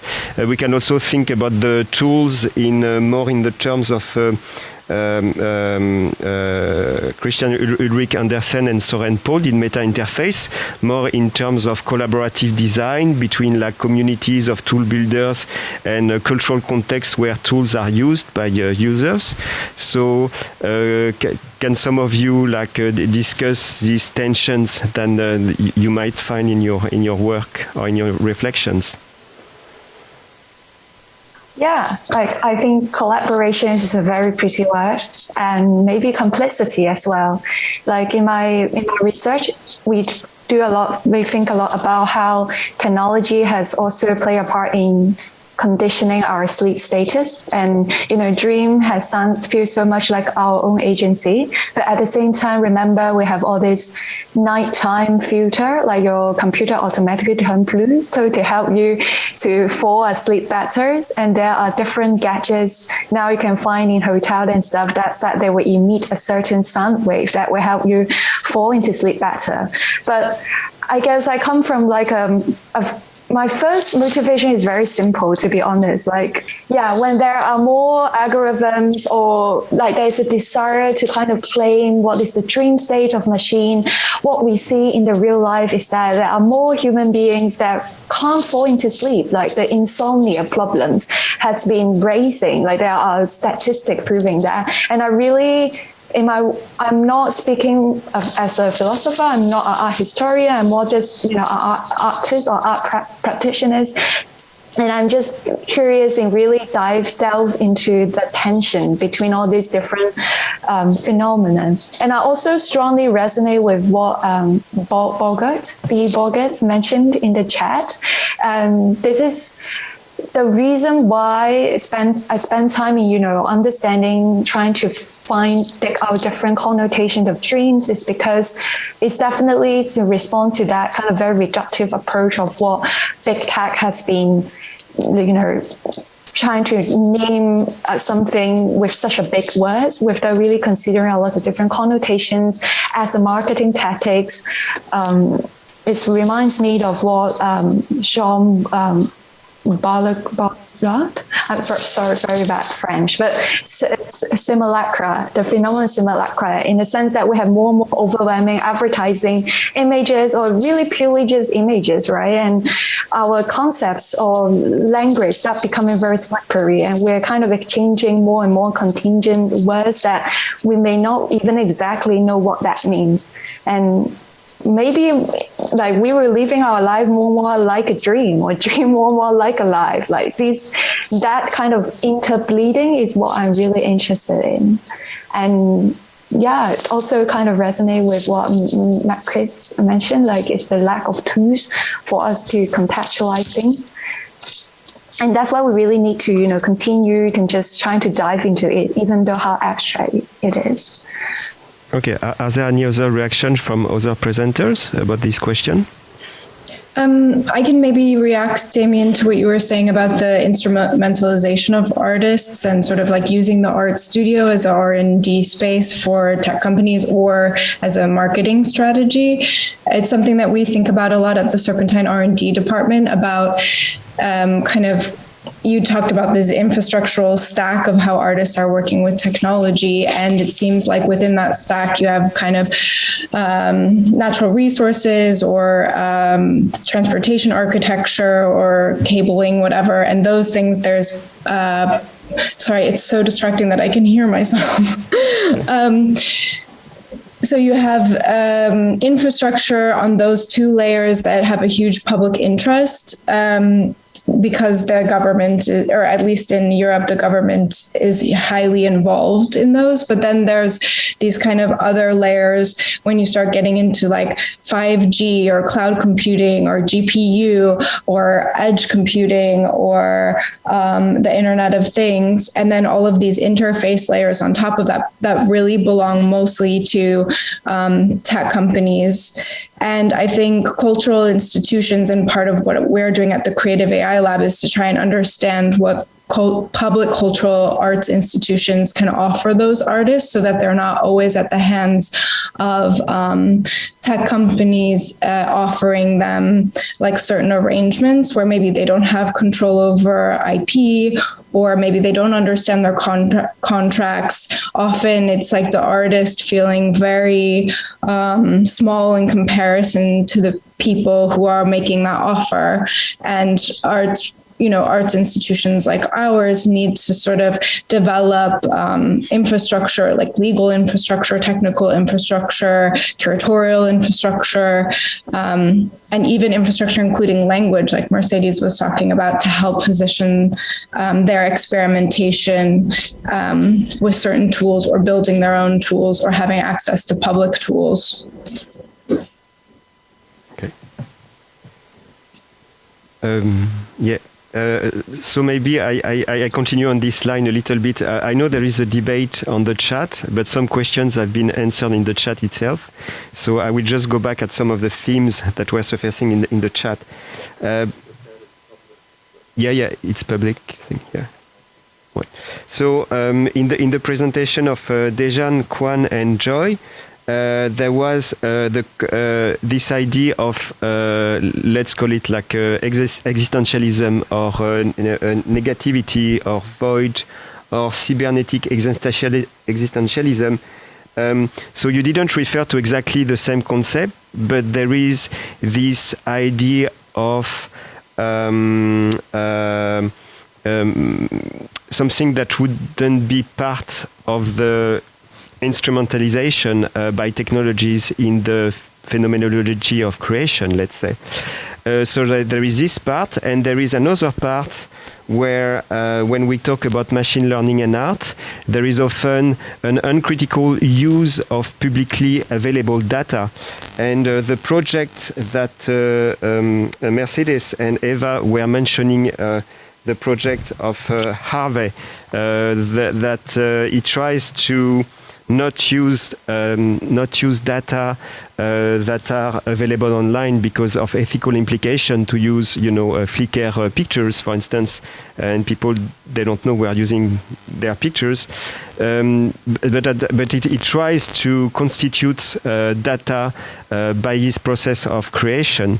So I see here like two aspects. There is this question of existentialism, nothingness, that isn't part of this pool of data that are produced by technological platform. And on the other hand, there are artistic practice in machine learning especially that are heavily using those publicly available data by big tech companies. So maybe it's not very clear as a question, but could you react to that if it's not too messy?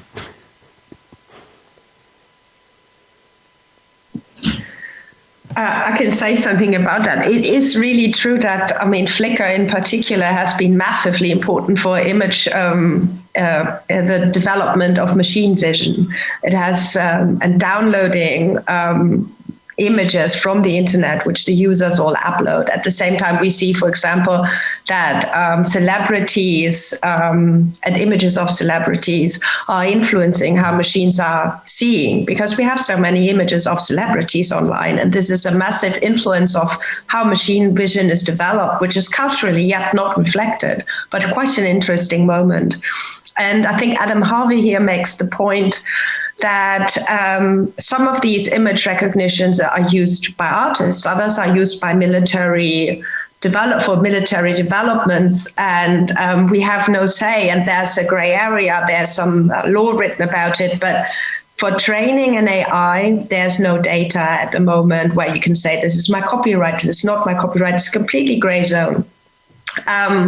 So this is one problem that we see on one hand, that artists going open source, like for very ethical, conscious reasons, like Alison Parrish, who works more with natural language, and other artists are working with Flickr and just download it to train. So this is one of the new interesting lines where we have to discuss also how does our future look like, where there will be more and more AI tools in all of our world. Which data do we want available? Is it biased data? Is it non-biased data? How does this work? And I think this is a bit of the background that we see here. Maybe I can add a little bit to that.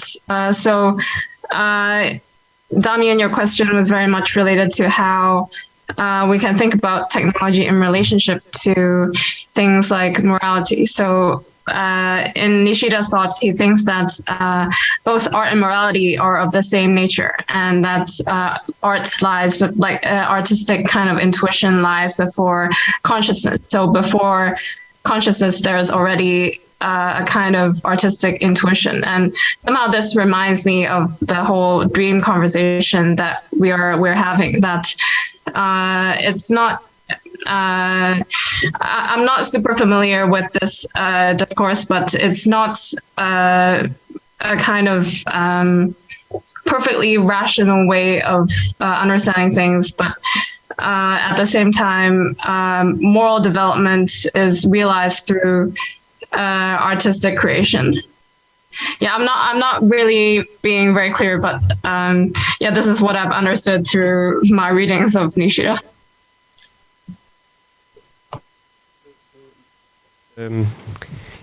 It's interesting because we can say, for instance, we can consider like technological apparatuses, machine learning, etc. Sometimes we can have the impression that they can make a way more accurate description of the indexical reality. And at the same time, in your presentation and in other presentation, you say that for Nishida, art is not about imagination, but it's kind of, I don't know if the term is correct, but a transcendence that gives an access to reality as it is, a kind of primordial intuition.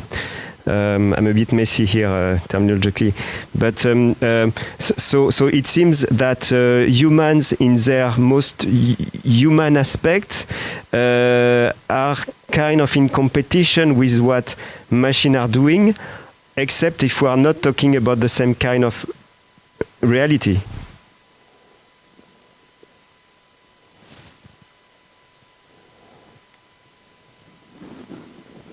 What do you mean we're not talking about the same reality? For instance, like when Nishida says that there is a kind of a primordial intuition for the artist to have the intuition of the reality as it is. It's not about imagination so much. But some people would say that machine learning, for instance, or other AI augmented system can reach a fine description also of real things if they are fed with, data from the real world. So, yeah. It seems that they're on the same terrain.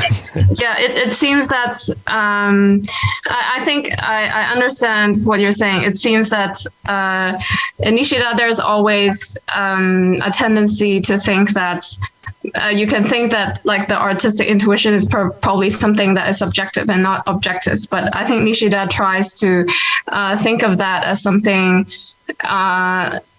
I think he attempts to think that artistic creation can be something also objective. But I think for him, what is objectivity is not something what you find in machine learning, where you recognize images and then you find objects and you find like a category and you apply and you modify and apply this category to different things so that it will become accurate. But I think for him, artistic creation is about action, and action, like this collectivity of actions, make up a historical reality.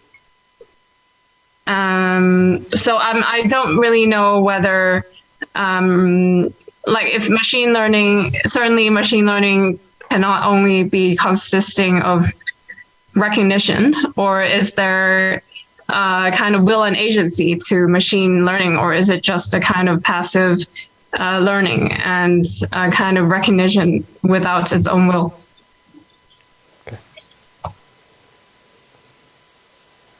Okay, so do we have, I'm just scrolling some question online.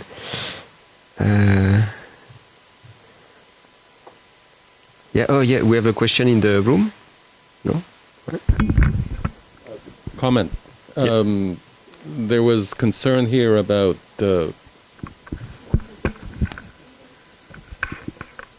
Okay. Right. A comment. There was a concern here that computer learning is getting influenced by the proliferation of celebrity photographs on the internet. I have a greater concern. I think that photographs in general are getting influenced by celebrity photographs on the internet. Look at all the beautifying programs that we have to take our selfies and make them look more like the celebrities that we like. To me, that's a greater concern. I'm more concerned about the people who take the photographs than machine learning.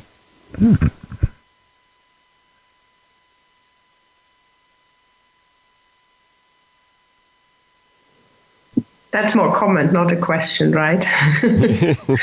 And it is it's a circular. It's an argument that is, of course, correct, right? But you train facial recognition is more or less trained on white celebrities, and therefore works really well with faces that look like celebrities. But if faces are not conforming to the celebrity norm, and therefore everybody then again tries to look like the celebrity norm. And it's a vicious circle, and it's not good. But the most important thing is that we realize what has not been labeled as data, or areas in which marketing or companies are not really interested in creating or label data because there's no business involved. In these areas where AI probably could be used for the social good, it's not being used because there's no label existing. And both Adam Harvey and I think also Trevin Paglen are artists that have worked in that direction and shown that these are areas where there needs to be some critical thinking. I guess, Ron, is your question also related to how maybe perhaps there are biases in machine recognition where perhaps some racist concerns in machine recognition is also based on the images that they collect or something like that. Well, I prefaced what I said by saying it was a comment, but and was a comment,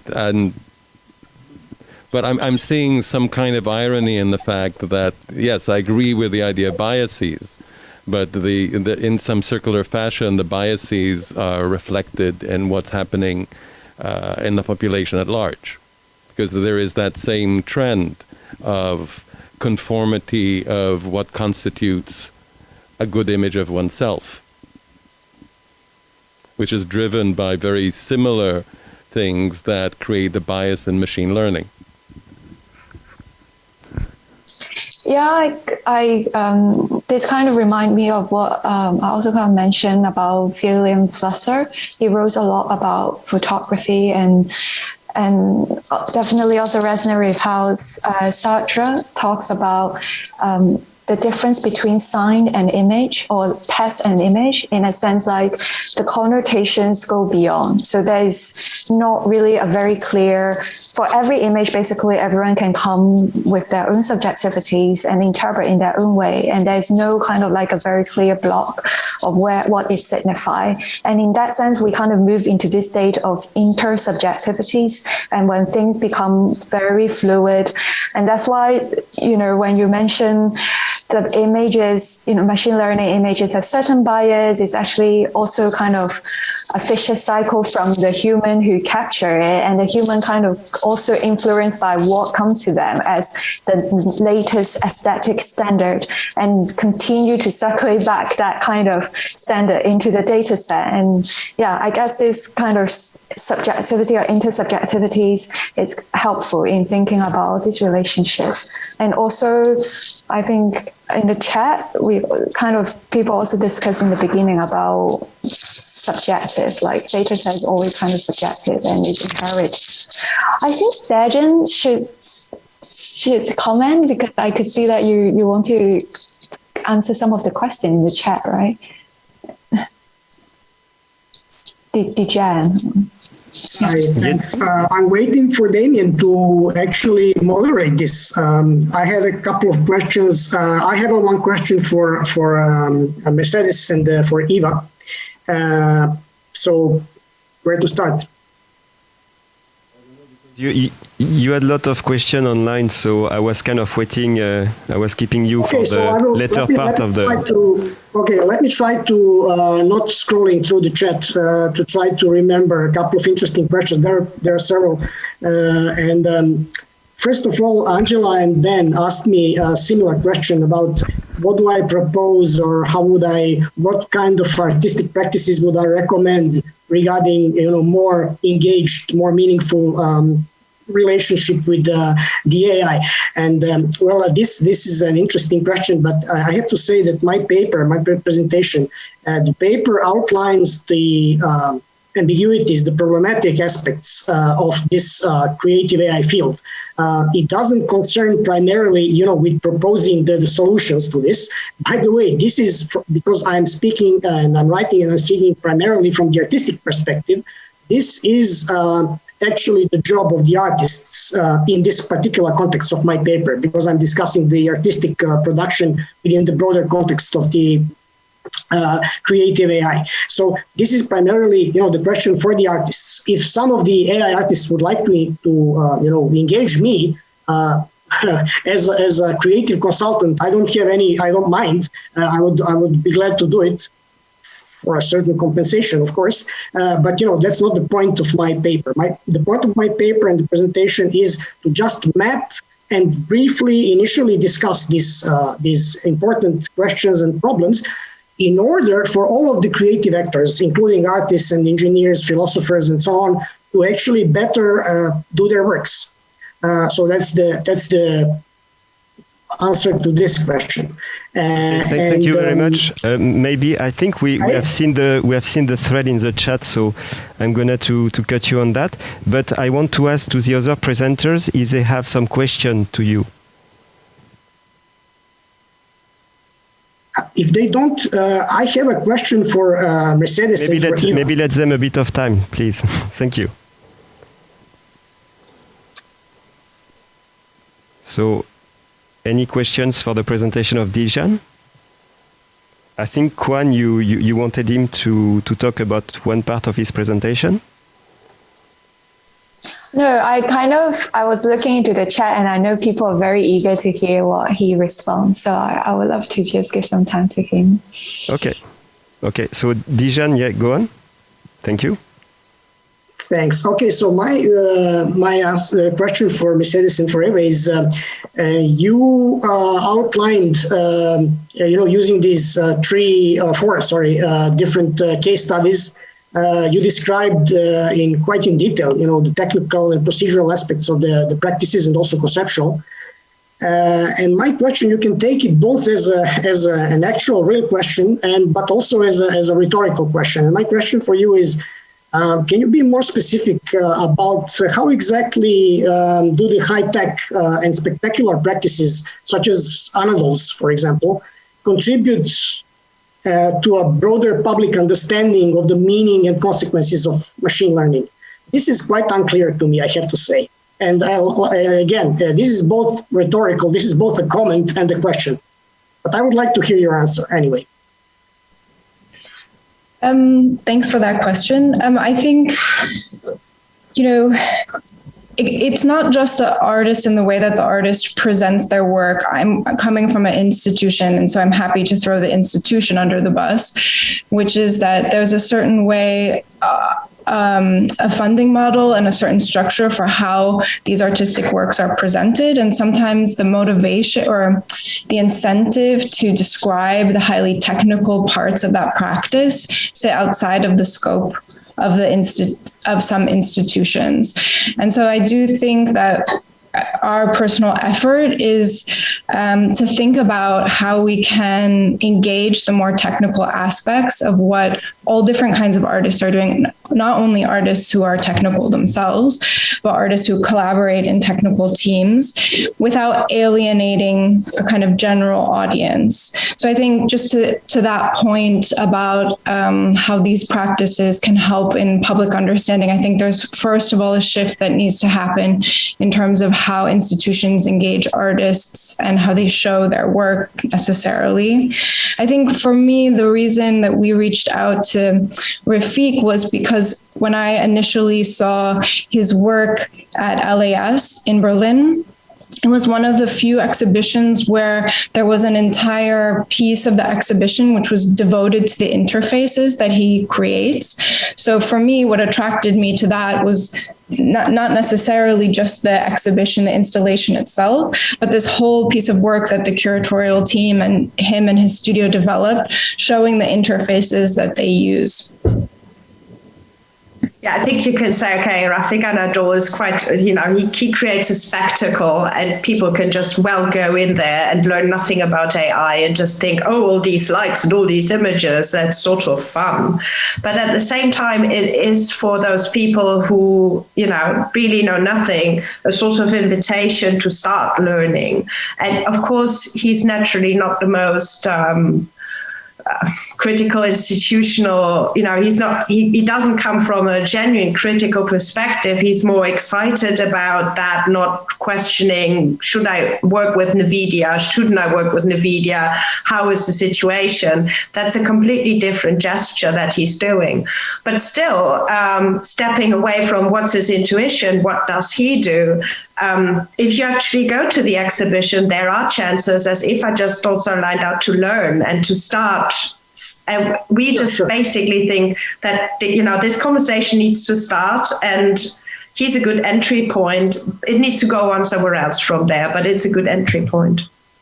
Yeah, certainly. I agree. I mean, this is one completely legitimate and possible perspective. The only issue I have, not the only one of the issues that I have with this is on a side, so to speak. Just that as much as this kind of works can invite broader audience into some kind of reflexive and perhaps actionable relationship with the technology, they can also equally make technology, mystify the technology. You know what I mean?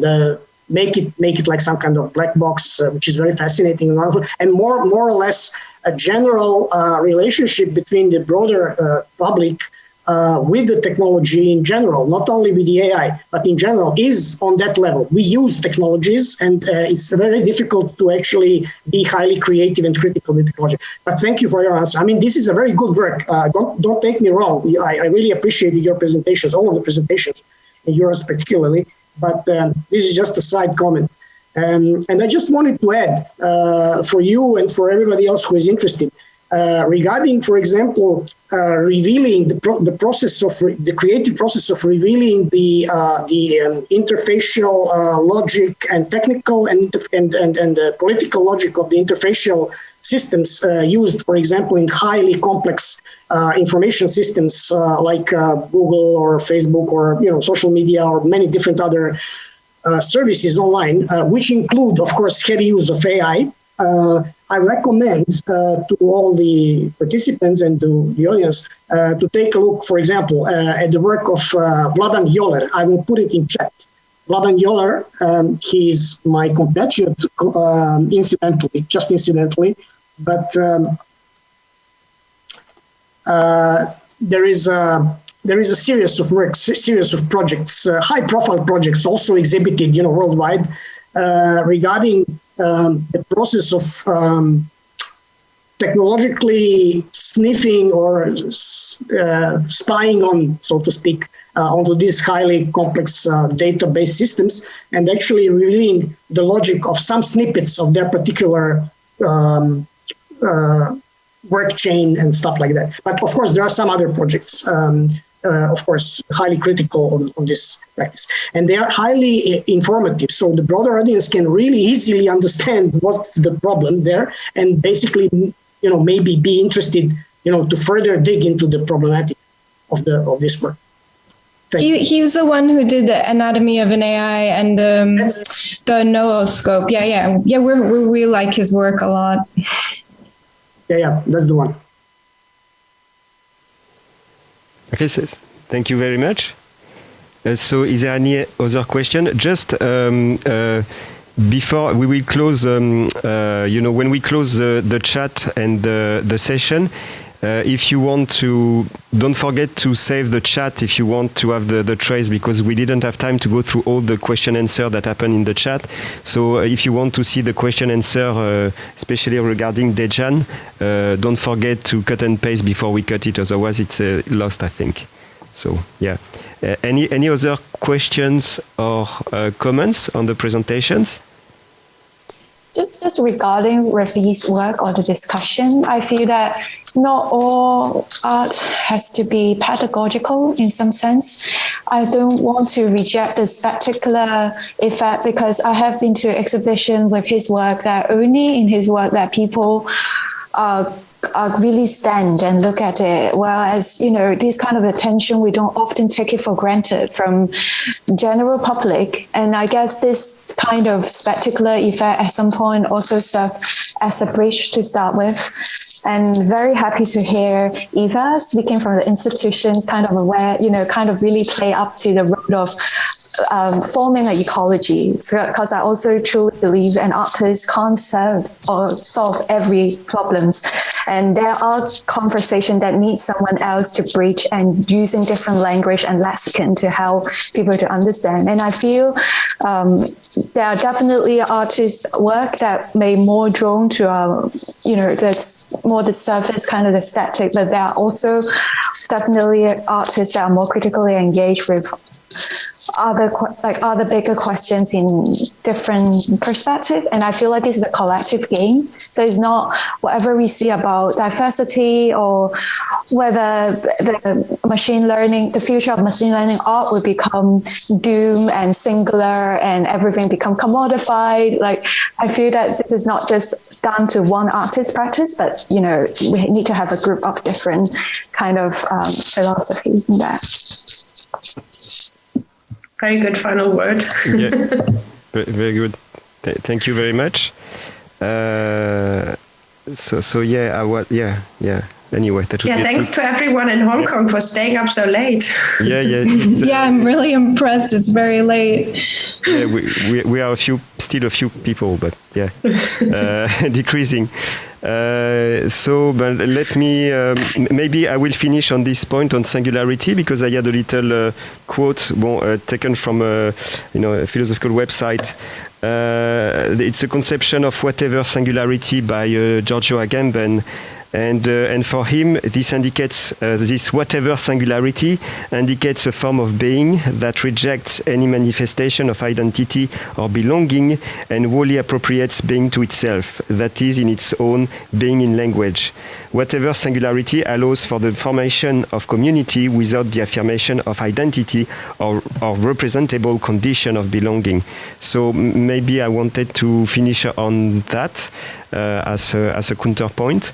And thank you very much for your very, very interesting presentation. I think the 4 presentations were very solid at a theoretical level, and it really allows lots of potential discussion to follow up from that. So thank you very much for coming to this conference, and thank you for the audience to attend. Thank you very much. Thank you all. It was great conference and great contributions. By the way, I mean, just a side comment. I really am glad that we have we adopted this kind of hybrid system, of organizing conferences where you can access. Where the participants, at least, can access the recorded videos of the other sessions and stuff like that, because you cannot make everything possible in the physical version of the conference. You if it's not recorded and then made available for the participants or for the broader audience, you cannot just pick up everything. So thank you. Yeah, you're welcome. And I think also it's more energy efficient. So absolutely, it's good to save some flight travels for. We would have still loved to be in Hong Kong, to be honest. For sure. Thank you very much, and have a good day on your side, and good night for us. Thank you. Thank you so much. Thank you to everyone. Bye-bye. Thank you. Bye-bye.